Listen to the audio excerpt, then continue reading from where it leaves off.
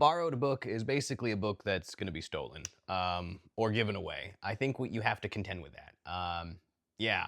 For those of you who've ever lent out a book, you know what I'm talking about. The odds are incredibly high when you lease a book out to a friend or anybody.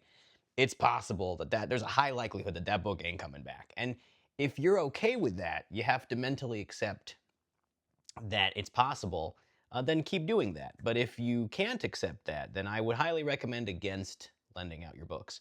Here are three books that I lent out, top three books that I lent out and never got back. Backstories for all of them.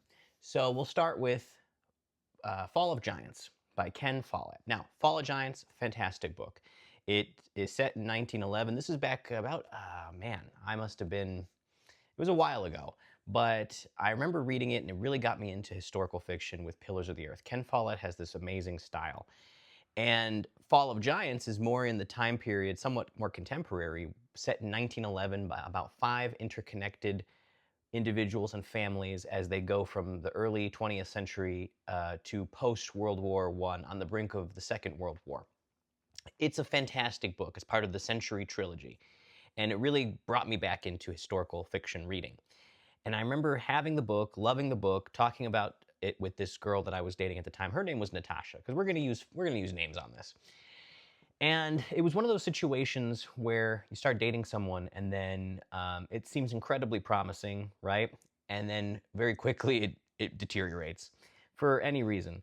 But I remember I thought that was a big step because up until then I had never actually lent a girlfriend a book before. And this, again, we were not in a full-on relationship, but it seemed to be in that direction. Spoiler, it did not go in that direction. And ultimately, once it actually deteriorated, I never got the book back. And I remember it being on her shelf the last time I was ever near her. And yeah, I even asked about it a month or so after we had parted ways. She never responded about that. Like, she'd talk about other things, never talked about the book. It was really bizarre.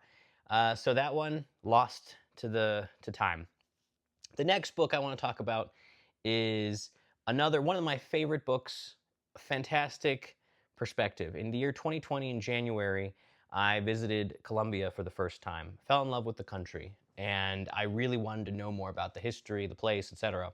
So I bought a book called Colombiano by Rusty Young. This book is a fictionalized narrative based off many true accounts of child soldiers that were used in the Colombian Civil War. Colombia from the 1960s to actually probably the 50s, but really escalating in the 1980s and 1990s and early 2000s, had a 4-way civil war. What does that mean? There were 4 sides to it. There was the government and the normal army, there were paramilitaries, there were narcos, and there were the communists. And each of them were vying for a piece of the pie. So various sides, usually the paramilitaries and the communists, were recruiting child soldiers to help them. And it was very brutal. So this account was phenomenal. It really gives you a lot of insight into the intrigue of the country during that Civil War period. It was incredibly just articulate. It draws you in. The style of writing was amazing. And you really feel from the perspective of these characters who are based on real people. And at the time, I had a roommate, and this is 2021 when I read the book. And they politely asked, hey, can I borrow that book? And they ended up never giving it back. In fact, that one person, that roommate in particular, ended up joining a quasi-cult due to online romance he had, and then leaving the apartment in somewhat disarray. But on his exodus out of the apartment, that book never made its way back to me, and he never gave it back. So fuck you, Cody. Never return my book. So even if they live with you, there's a possibility you're not going to get the book back. The third, and we'll do the final person on this. This is someone I'm very chill with, one of my best friends. The Soundtrack of Silence by Matt Hayes. This book is an actual memoir about a guy who is diagnosed with a tumor that eventually robs him of his hearing. And it's a very heartwarming book, very sad book, very deep. about a guy who's basically anchoring various moments of his life to music and soundtracks before he ultimately loses his hearing. He's not losing his life, but he's losing his hearing. And it's a very sad memoir, but also inspirational about someone overcoming the loss of basically an ability. And I really loved the book. And one of my good buddies, Chad, if you're watching this, hello. He borrowed it, but that was back in early 2024. We are at the cusp of 2026. Haven't gotten it back. I don't think he's finished it or read it. It's okay. Honestly, I'm okay with that one because by then, with the previous aforementioned experiences, I had kind of resigned myself to the fact that, hey, when I let a book out into circulation, into the universe, it's a possibility that it may not return to me. So, but it's okay. Honestly, the book, it fulfilled its purpose.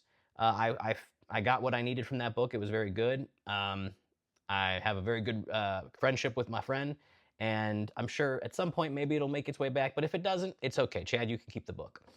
But this is to show you that you have to just let things go. You know, you have to sometimes just be okay with the fact that the book may not make its way back to you if you borrow it out. So I'm a much bigger fan of just gifting books to people now. Just giving them either a copy of the one I already have, or if I'm fully okay with releasing my copy, I will give it over and be done with it. But there you go. What are your thoughts?